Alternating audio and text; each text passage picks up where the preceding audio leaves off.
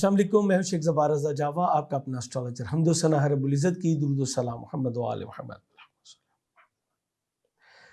Capricorn monthly horoscope जून 2022, आपका ये महीना कैसा गुजरेगा? कैप्रिकॉर्न, उम्मीद करता हूँ मुफस्सल ताला आप खैरियत से होंगे। इस महीने में कई एक तब्दीलियाँ हैं। मेजर तब्दीली, सबसे बड़ी तब्दीली जो आपके लिए है वो है कि सैटर्न का रेट्रोग्रेड होना। सैटर्न जो कि आपका अपना साइन लॉर्ड भी है और आपकी फाइनेंसिस से भी रिलेट करता है। इसके अलावा जो बड़ी तब्दीली है वो मार्स चौथे घर में होगा, अपने ही बुर्ज में है, मगर फोर्थ फॉर्मेशन इसकी कुछ मिले जुले रिजल्ट्स जो है वो देती है। ये आपके 11वें गुड लक का भी लॉर्ड है। इसके बाद जुपिटर भी आपका जो कि थर्ड का भी है और 12th का लॉर्ड है, ये भी आपके ज़ाइचे के चौथे घर में मौजूद है। ये बड़ी तब्दीलियाँ हैं। इसके अलावा वीनस जो है वो 5वें घर में रहते हुए ज़ाइचे के बहुत ही अच्छा होगा। उसके बाद फिर ये 23rd को आपके ज़ाइचे के छठे घर में जाएगा। गो कि ये इसका औज का घर है, लेकिन अब यहाँ पे भी इसके भी इम्पैक्ट कुछ मिले जुले होंगे। एस्ट्रोलॉजी में ये बहुत अहम चीज़ है कि प्लैनेट कौन सा है, किस बुर्ज में जा रहा है और किस कंडीशन में जा रहा है। ये दोनों चीज़ें, जब ये सब चीज़ें मिल के तय करती हैं कि उसके इम्पैक्ट आपके ऊपर क्या होंगे। मैंने बहुत सारी पिछली वीडियोज़ में भी कहा कि मैं इसको सदाए कवाकिब कहता हूँ, यानी प्लैनेट्स क्या कहना चाह रहे हैं, उनकी वॉइस क्या है, वो उनकी क्या उनके इम्पैक्ट होंगे आपकी ज़ात के ऊपर। तो इसको जो बंदा समझ लेता है वो थोड़ा सा प्लान कर लेता है। मंथली हॉरोस्कोप हो, वीकली हॉरोस्कोप हो, ईयरली हो, सब आपको देने का यही मकसद होता है कि आप थोड़ा सा प्लान कर लें। तो स्टार्ट करूँगा सबसे पहले। तो 3 जून को इवेंट है। मरकरी जो कि आपके ज़ाइचे के 5वें घर में आ चुका हुआ है, सॉरी आ जाएगा, रिवर्स आ चुका हुआ है, बल्कि रिवर्स करके ही आ चुका हुआ है। ये स्टैंड बाय हो जाएगा 5वें घर में। मरकरी का 5वें घर में स्टैंड बाय होना आपके लिए एक वास्ट नॉलेज लेके आएगा। जॉब के हवाले से जो है वो आपको कुछ रिव्यू में जो है वो लेके जा सकता है। इसके अलावा ओवरसीज ट्रैवल के मौके आपको मिल सकते हैं। नॉलेज आप स्केल 12 से 14 के ले रहे हो या स्पेशलाइजेशन कर रहे हो, ये उस तरफ आपको माइल करेगा। 13 जून तक ये यहीं पे रहते हुए आपको आपकी तवज्जो डिफरेंट काइंड ऑफ नॉलेज की तरफ भी लेके जाएगा। सेहत के मसाइल को भी जो है कुछ सामने लेके आएगा, पुटअप करवाएगा कि आप उसको फोकस करें, आप उसके ऊपर जो है वो दोबारा रिकंसिडरेशन जो है वो करने की तरफ भी जा सकते हैं। लेकिन मैं यहाँ पे ये कहूँगा कि चूँकि ये एक घर 6 से पीछे होगा, तो साथ काम करने वाले और कुछ एम्प्लॉयज़ से आपको प्रॉब्लम हो सकती है। इसी तरह जॉब छोड़ने की गलती मत कीजिएगा, थोड़ी सी अडल है, उसके बाद 13 को ये वापस यहाँ पे आ जाएगा, तो ये मामला सारे सेटल होते चले जाएंगे। अब जब 13 को ये यहाँ पे आ जाएगा तो आपको बेहतर जॉब का हसूल भी मुमकिन होगा, सेहत के मामले में बेहतरी होगी।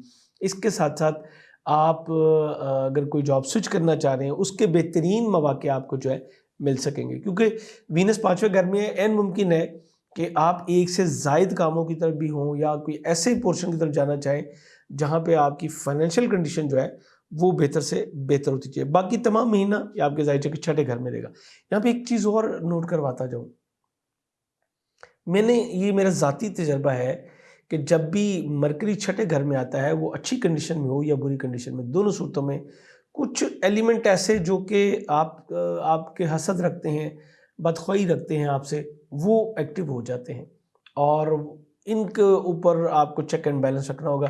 चूँकि इसका ताल्लुक पढ़ने पढ़ाने से है, ब्रेन से है, तो कई बार जो है वो स्पिरिचुअली भी आपको जो है वो लेट डाउन करने की कोशिश की जाती है। अक्सर लोग हमसे ये सवाल करते हैं कि जी सियारों में यही पता चल रहा था कि हमारे ऊपर जादू है या नहीं है। इसके लिए तो मैंने जादू के हवाले से पूरी एक वीडियो भी दी थी, मैंने उसमें अलामतें भी दी थी, वहाँ से भी आपको पता चल रहा था। बहरहाल यहाँ पे मैंने ये देखा है कि लाजमी नहीं कि जादू ही हो। बहरहाल कई बार ऐसा भी होता है कि लोग आपको दुश्मन समझ के आपके अगेंस्ट ही कुछ एक्टिविटीज़ में इन्वॉल्व हो जाते हैं। सो यहाँ पे आपको बड़ी ही एहतियात के साथ चलना है।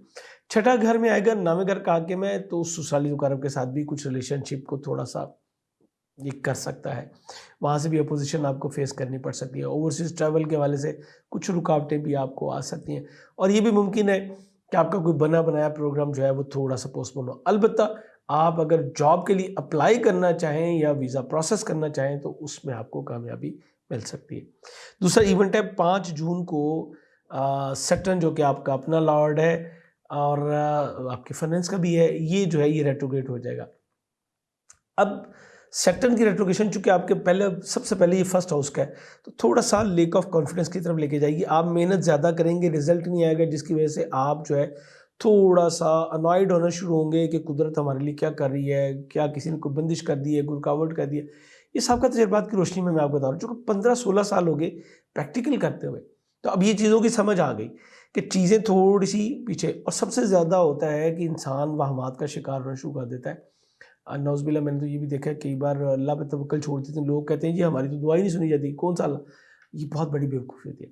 परवरदिगार का जैसे हुक्म है कि मैं दे के भी आजमाता हूँ, मैं ले के भी आजमाता हूँ, बिल्कुल इसी तरह कई बार चीज़ें आपके देखें, सैटर्न आपकी 60 के बावजूद सेकंड पार्ट में मौजूद रहते हुए आपके लिए बेहतरी का बायस था। अब अगर ये रिवर्स कर रहा है, कोई थोड़े टाइम के लिए चीज़ों को आपसे पीछे किया जाए, तो इसमें आपकी कोई बेहतरी भी हो सकती है।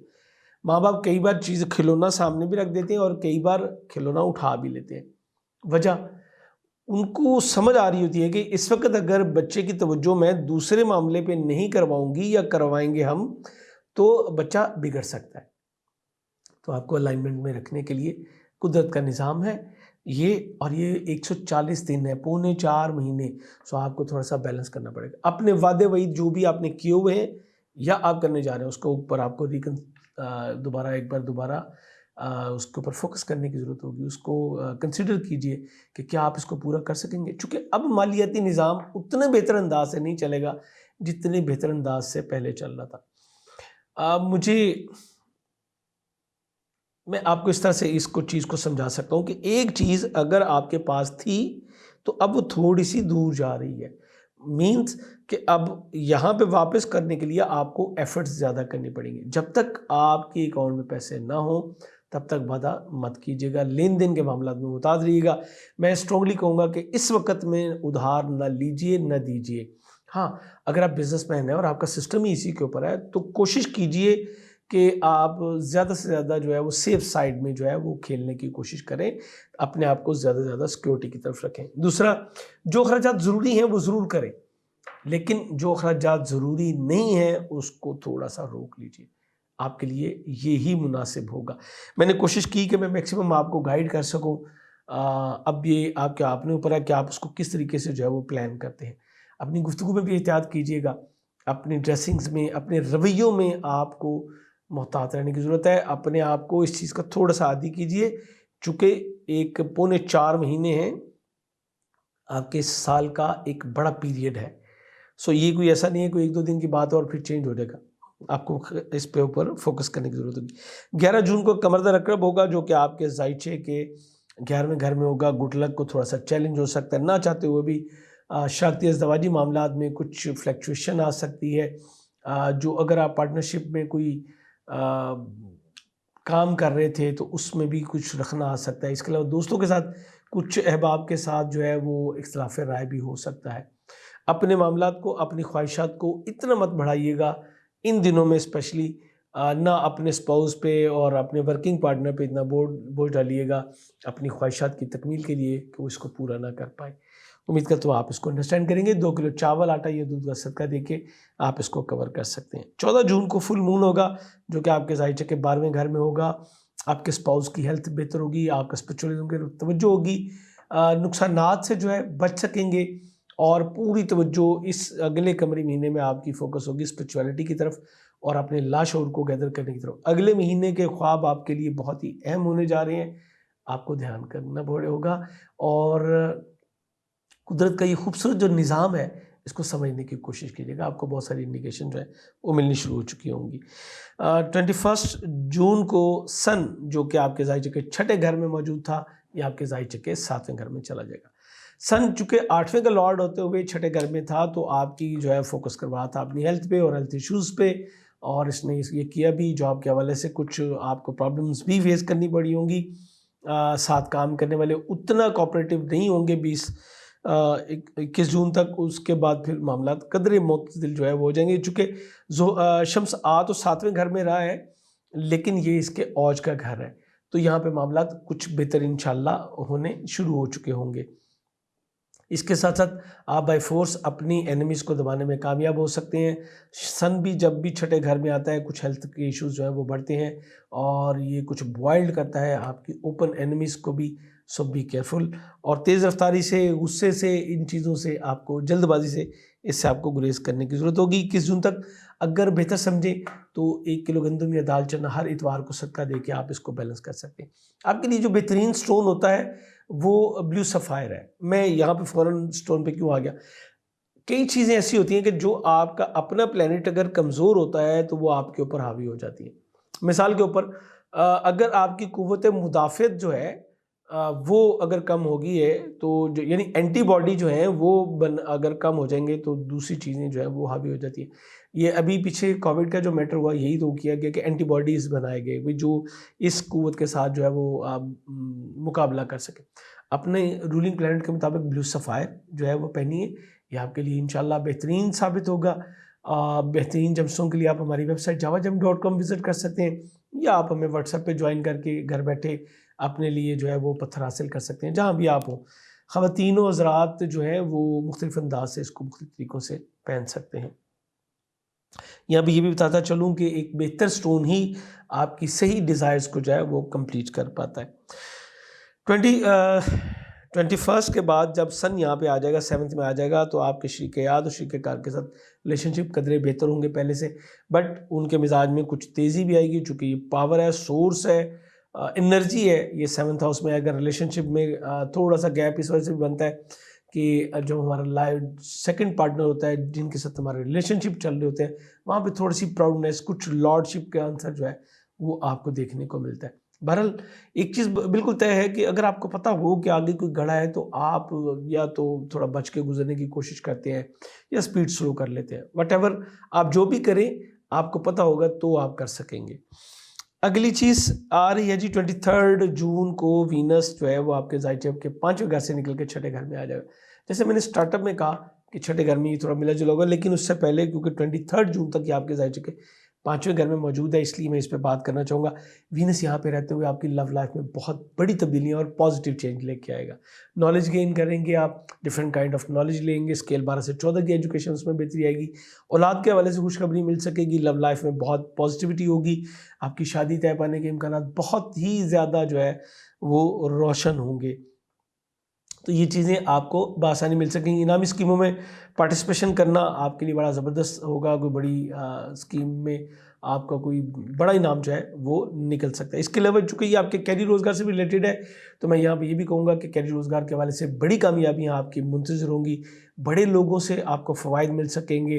अच्छा नेम फेम आप जिस भी फील्ड में वहाँ पर आप हासिल कर सकेंगे। वालिद का रिलेशनशिप बहुत अच्छा रहेगा। इसके साथ साथ आप के सीनियर्स के साथ आपका रिलेशनशिप भी बहुत ज़बरदस्त रहता हुआ नज़र आता है।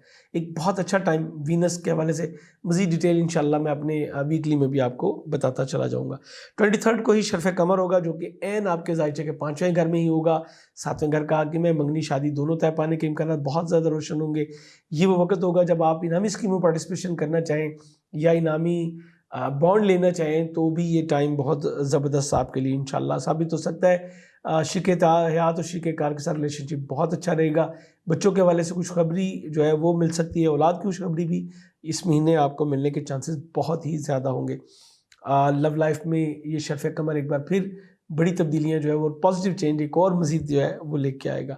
30 जून को न्यू मून होगा जो कि आपके ज़ाइचे के 12वें घर में होगा और इस तरह आपकी तवज्जो जो है ये आपके ज़ाइचे के 7वें घर में होगा।